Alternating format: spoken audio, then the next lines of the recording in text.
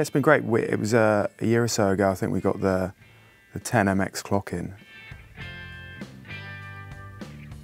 And I've got friends at Metropolis, master engineers, and they were raving about the clocking. So as we've got multiple interfaces on all our rigs, we thought, right, let's try that out. And I was a bit sceptical at first and thought, oh, it's not really going to make that much of a difference. Phil Brown was in with Maxi Jazz and the E-Type Boys, and that was when we were trialling out the 10MX, and yeah, it was an instant, right, yeah, we have to have this.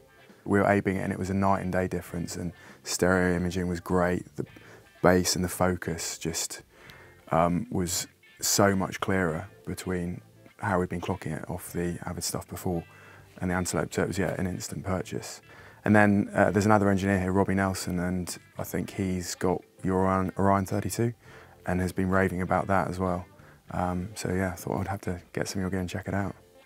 With the 10MX, it was just, you could hear the space around the instruments and definition between things, and felt like you could reach into your mix more. Even at the tracking stage, I think it influences decisions and that you make, and I think a lot of people, like new people in the industry, look at mixing and engineering as, oh, there'll be one silver bullet that will fix this problem, when it's 10,000 micro decisions.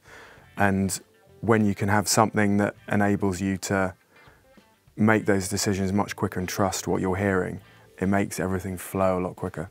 One of the things we're prized for here at RAK is the sound of the rooms and the sound of the gear, and enabling you to hear those differences and hear the space around things and hear the sound of the room.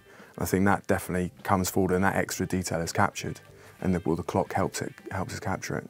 The 32 HD I'm really excited to try out, because I think for so many years, if you had a Pro Tools HD system, you had to get those interfaces and you were locked into it, whereas I think people are much freer now and will try different things. And again, having 1 year of space with 32 and out, and the flexibility of having MADI, having HD and USB is great for us here, because we have so many different kinds of sessions, and we'll have laptop producers that will come in and put 2 faders up the desk and that's all they use, and being able to just hook up with a USB cable and have everything available to them, I think will hopefully inspire them to use, because it's easy to use everything in the studio, as opposed to, oh, it's too much effort to get this working and it won't work with my system.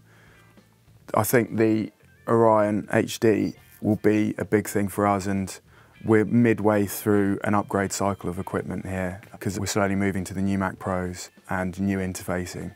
And I think flexibility in systems is one of the great things. And yeah, as I said, we might have to buy another clock as well, Master 10MX. But yeah, we'll see about that. The most use I've had is with the clock here at RAK. I've just finished an album with John Williams, classical guitarist, and that was all recorded at a 96K and just needed a pristine signal path. And yeah, the whole recording was clocked with the 10MX, and again, I did a quick check and turned it off and clocked internally and then switched back.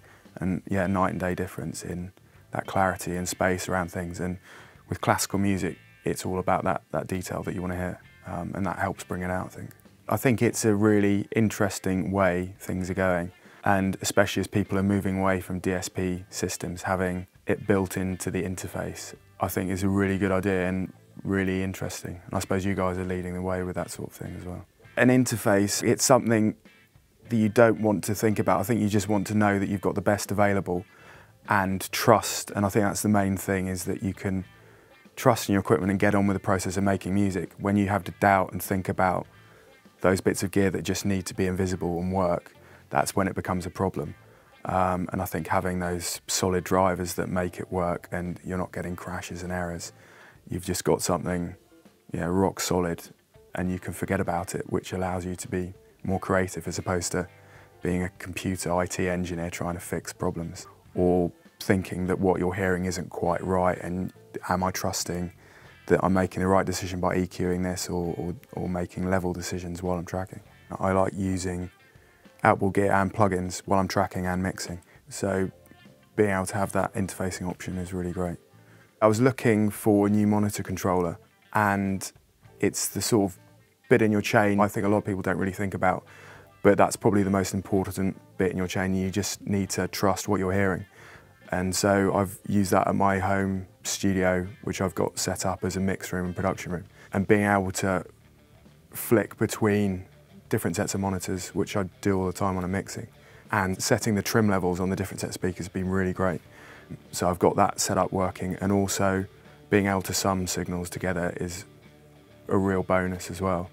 But it's just one of those bits of gear that almost you not noticing it is the best thing, that it just fits in.